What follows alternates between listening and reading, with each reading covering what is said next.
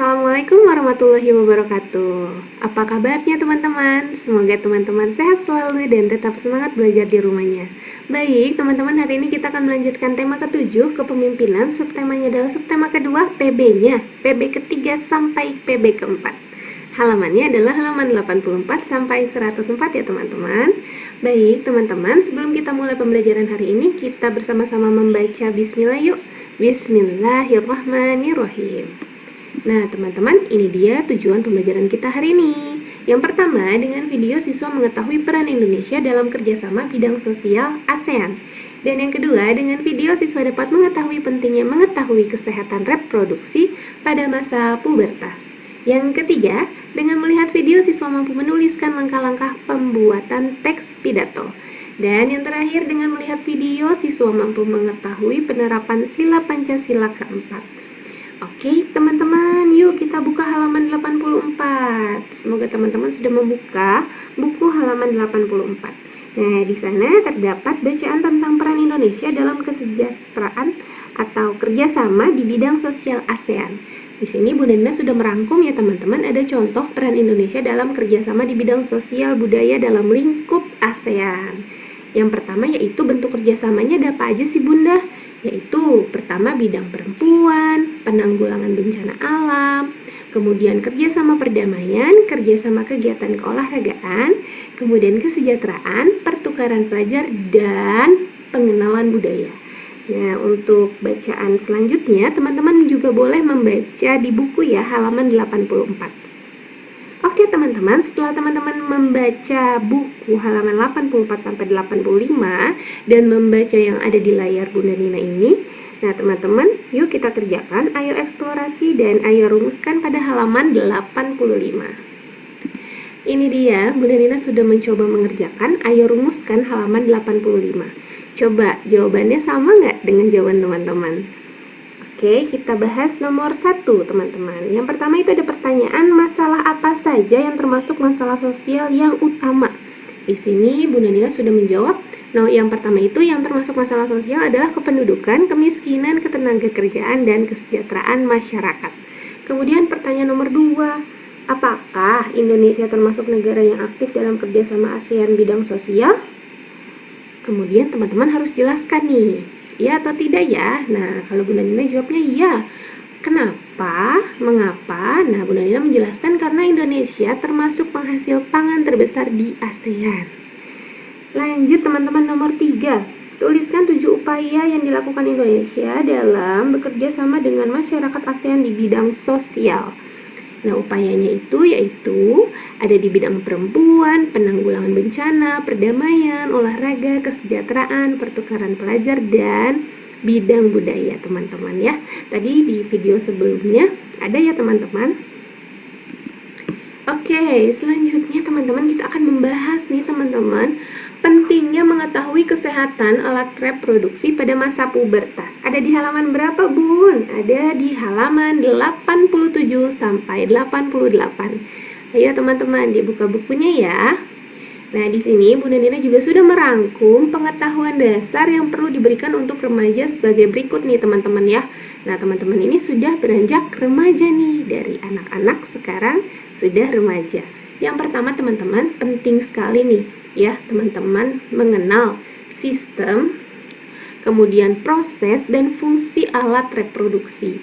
Kemudian yang kedua, setelah teman-teman mengenal sistem dan prosesnya, teman-teman juga harus mengetahui nih bahaya rokok, narkoba, dan minuman keras pada kesehatan reproduksi.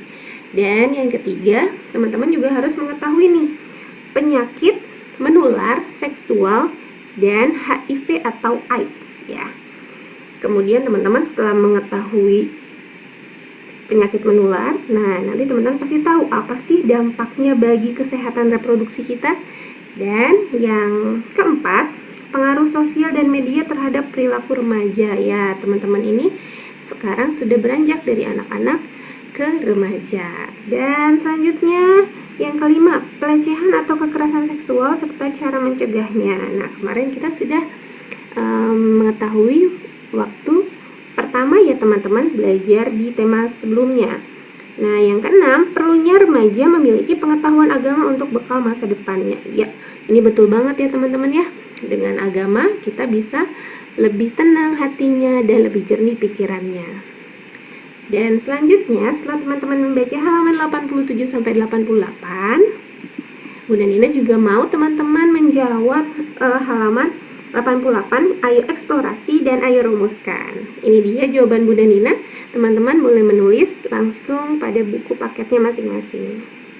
Oke, selanjutnya nih teman-teman yang terakhir, setelah teman-teman menuliskan tadi pubertas ya, apa manfaatnya ya bagi remaja. Nah, sekarang kita akan menuliskan atau membuat teks pidato. Nah, teman-teman kemarin belum buat teks pidato kan? Nah, ini dia langkah-langkah membuat teks pidato teman-teman ya. Teman-teman juga boleh membuka di halaman 91 ya. Yang pertama itu menentukan tema, menentukan maksud dan tujuan, kemudian mengumpulkan bahan tentunya, kemudian yang keempat menyusun kerangka pidato, dan yang terakhir ditulis pidatonya ya teman-teman. Oke teman-teman, dan di sini kita akan lengkap ke halaman 98. Ada 8 tahap persiapan pidato nih teman-teman ya. Yang pertama nih, kalau kita mau berpidato, kita harus bagaimana Bunda? Nah, ini dia nih teman-teman ya. Yang pertama, mempersiapkan mental dan menyesuaikan kondisi saat kita berpidato. Kemudian yang kedua, menentukan tujuan pidato. Yang ketiga, memilih dan menyampaikan pokok utama dalam berpidato. Dan yang keempat, menganalisis pendengar dan suasana dalam melakukan pidato. Yang kelima, mengumpulkan bahan yang akan menjadi kata kunci dalam berpidato. Yang keenam, membuat kerangka yang unik persiapan pidato. Yang ketujuh, menguraikan secara detail isi pidato. Dan yang kedelapan, melatih dengan suara tegar dalam artian untuk menghilangkan gugup dalam berpidato ya. Jangan juga ya teman-teman, masa kita pidatonya berbisik-bisik, pasti nggak akan kedengeran ya sama penontonnya. Oke, nah setelah teman-teman tadi sudah melihat langkah-langkah dan bagaimana sih cara berpidato, nah tentunya Bunda Nina mau nih teman-teman membuat pidato menggunakan bahasa Indonesia yang benar sesuai dengan yang ada di buku nih. Teman-teman boleh tuliskan langsung di buku halaman 99. Baik teman-teman, sudah sampai akhir ya.